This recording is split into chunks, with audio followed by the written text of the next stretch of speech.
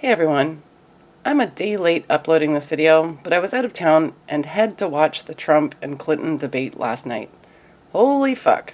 More about that later.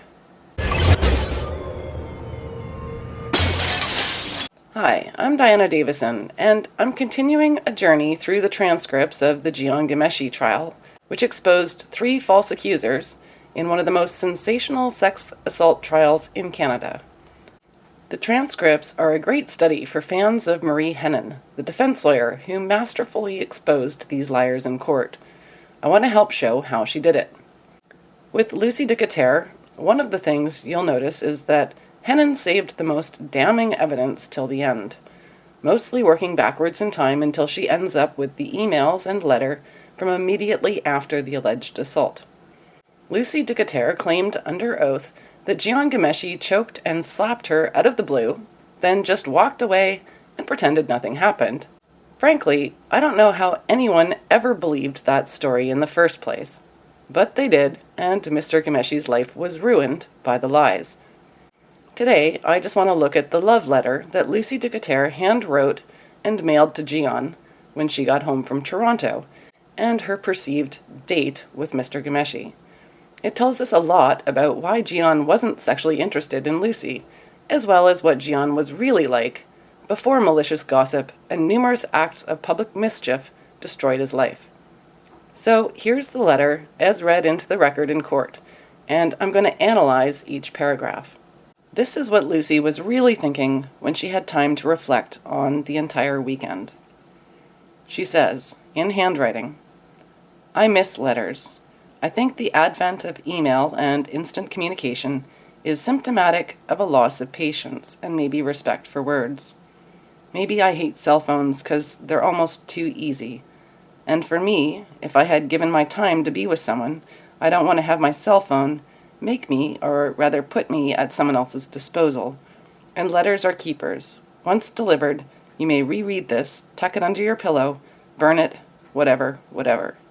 So here Lucy is saying that, on reflection, she wants to become more intimate with Jian, and we'll see later that she has been somewhat flippant thus far, and she wants to give him something more worth keeping. I have a few regrets from this past weekend, which I would like to share with you. No, that won't do. I mean to say that I want to clear away a couple of cobwebs. I want to try to properly answer here questions which he posed to me, but I was unable to respond to because I'm basically a chicken shit. So you can see that unlike her story to the media, that Jian was narcissistic and talked about himself the whole time and bragged about fame, so on, that Jian was actually asking her personal questions, trying to get to know Lucy, challenging questions, and that she had refused to answer them.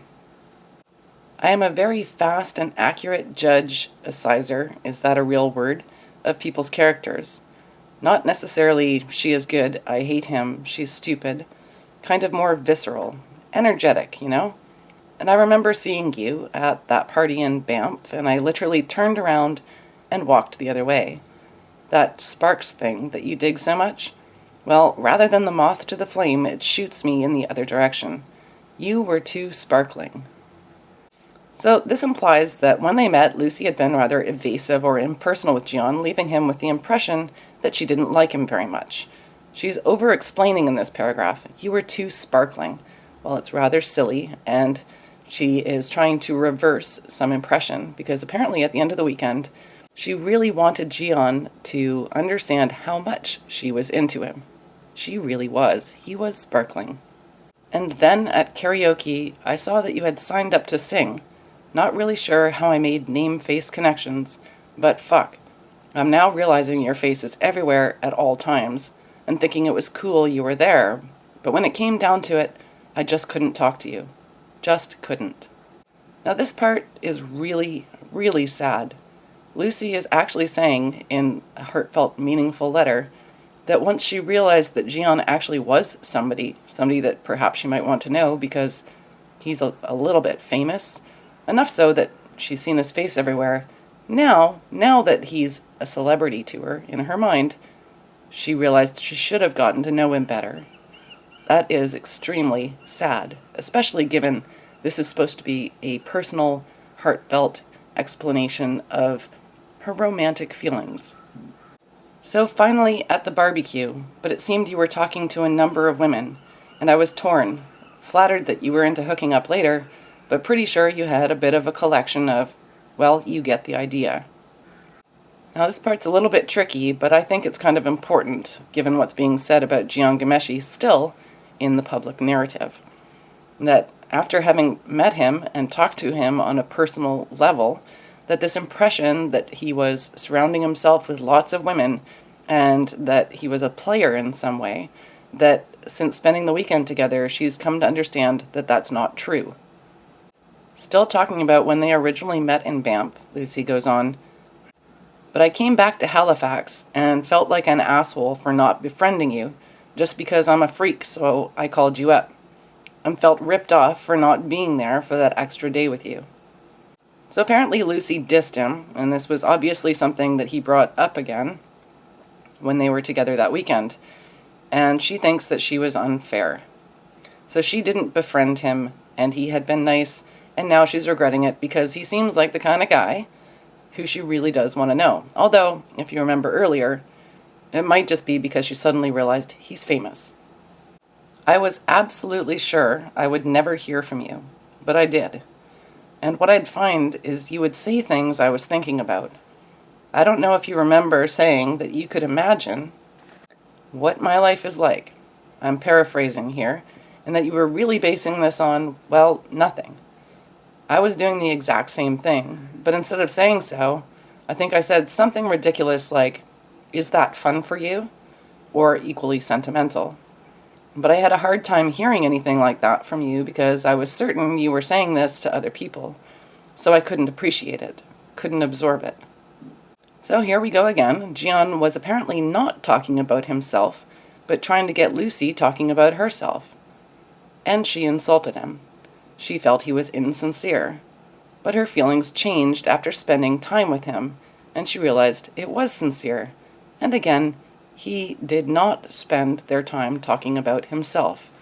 He spent it asking her difficult questions, things she didn't want to answer. I decided I wanted to solve the mystery and come to Toronto. I don't like making more or less out of a person than they are without knowing them. I wanted to see you and figure out really where you're coming from as much as one can in a few days. I tried to make the trip about work to take the pressure off visiting you, but I had no reason to come to Toronto except to hang with you. So here Lucy is regretting having misled Jian. Perhaps she was too flippant again, saying, "Oh, I'm here spending time with other friends and I got things to do," and she thought maybe if she'd made it more clear that she was really there just to be with him, then perhaps they would have gotten closer and she would have been able to spend more time with him. He might have taken her more seriously. So this is her statement of regret, that, again, she was being flippant and insincere with him. To be sure that you are a real fallible person, basically not a figment of my imagination, and I had a safety net of people to see, things to do, etc. But I felt very vulnerable, and though I tried to be there with an open heart, guarded. I was sure you'd never notice. That was my biggest mistake. So Lucy had a safety net of people, so she was fairly safe the entire weekend, but she felt she kept herself too safe, unlike her story of assault, and that she had wished she could have been more open and more honest. That's the big regret, and this is obviously an attempt on Lucy's part to get Jian to be more open with her again by promising to share more of herself. We hooked up for dinner, and you totally knocked me out. No wonder I couldn't eat anything. You scared the hell out of me, either because you were reading my mind or asking me to read it for you. I mean, really, what on earth could be better than lying with you, listening to music, and having peace? Nothing. But put to me like that, then, I really could not deal. So, of all the things from that entire weekend that Lucy couldn't deal with and felt she needed to mention, it was the time in the restaurant, before they went back to his house, when he said that he wanted to just hold her. This is something she brought up in the media over and over again, saying how creepy it was. And this was the big challenge. Jian was saying, "I just want to get to know people. I just want to be real. I just like to lie there and listen to music with you." And we'll get to why this was so shocking for Lucy in a moment. When Marie Hennen questions Lucy on this segment, why she described it as corny or weird or whatever, Lucy says, when somebody puts something like that to you that has never been done, it feels forced.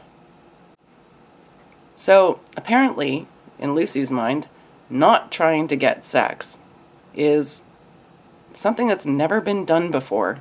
It feels forced. Asking somebody to just cuddle with you, to Lucy, this is something that has never been done ever before in history. Such a simple thing, but I'm used to spending time with people, men I suppose, who are totally unavailable emotionally, that I clearly did not know what to do. Enough said, but that's the bottom line. I'm worried that I gave you mixed messages, and if I did, firstly, I apologize. Apologize. Fuck, where's my dictionary? And secondly, honestly, I did not intend to. Now, aside from just making it clear that Gian is apparently, when you get to know him, totally emotionally available, and that he's not like skeevy other guys, aside from that, let's look at what Lucy's saying here about mixed messages. The narrative in pretty much every accuser's story was that Gian would, out of the blue, do a Jekyll and Hyde and send this mixed message. But in this letter, we can see from which direction mixed messages were coming. She felt Gian was very consistent, and the mixed messages, she's very sorry, apologizes, in 2 different spellings apparently, apologizes for being the one who was sending mixed messages. I loved spending time with you this weekend. You are hilarious. And I really loved seeing you become progressively more relaxed with me. Sometimes I felt a bit left in the dust, like when I could see how the thing you and Nobu have shows a coolness I could only experience but not actually do. I appreciate your advice with Trailer Park Boys. The songs you write that I've heard are really beautiful, and I hope that my visit didn't cramp you too much. So apparently over the weekend, Gian had to become progressively, and did, more relaxed with her. That goes against the idea that on the first night, he opened up and let her see his dark side. He would have to be quite relaxed to do that. She felt left in the dust because she could see how he had all these good, close bonds with other people, and she felt like she was missing something. I really have to go to sleep. It's very late. Gian, you're great, and I want to know more, have more fun, easy times with you, because it's so very rare, right? Who am I trying to kid? How many other men really get this whole animal kid fucking thing? Short paragraph, the main word here is more. She wants to have more fun, easy times. The time they spent together was fun and easy, something Lucy wasn't used to. But Gian, apparently he was really good at that. He was fun and easy to be around. I am sad we didn't spend the night together. I could have been more open with you in person, rather than pen and paper. I find disclosure in cafes tricky. Then the famous closing line, I love your hands, Lucy. So, Lucy's main problem is that she hadn't been open enough with Gian. Gian had been great, he'd been awesome, he was somebody she wanted to get to know better. The biggest problem is that she had given him mixed signals, and she hadn't let him know how much she was really into him. That's the problem she had at the end of this weekend. So, as Marie Hennen points out slightly earlier in this day of court proceedings, she says to Lucy DeCoutere, so are you prepared to admit that you have been lying about your feelings and you've been lying about the incident? Are you prepared to admit that now? Lucy says, absolutely not. And Hennen says, you never will you? No, Lucy will never admit that she lied. She's to this day still going around social media telling everybody that post-incident contact doesn't matter. If she says she was assaulted, then it's true. So let's look at that post-incident contact and whether or not it's important. When you've got evidence, even if it's a year later, if you've got evidence, but in this case, only a few days afterwards, the first time she's had a chance to summarize her feelings of the weekend, and this evidence proves that the woman is misrepresenting the events, her feelings, and the whole entire relationship that existed and especially her thoughts about the time they spent together, then what evidence is usable?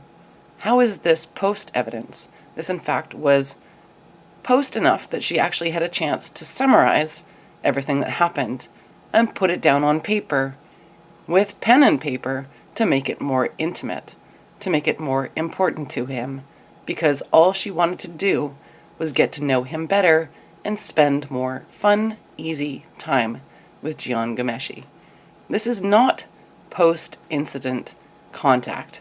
This is post-incident summary by her own hand in the most accurate way we can understand what happened.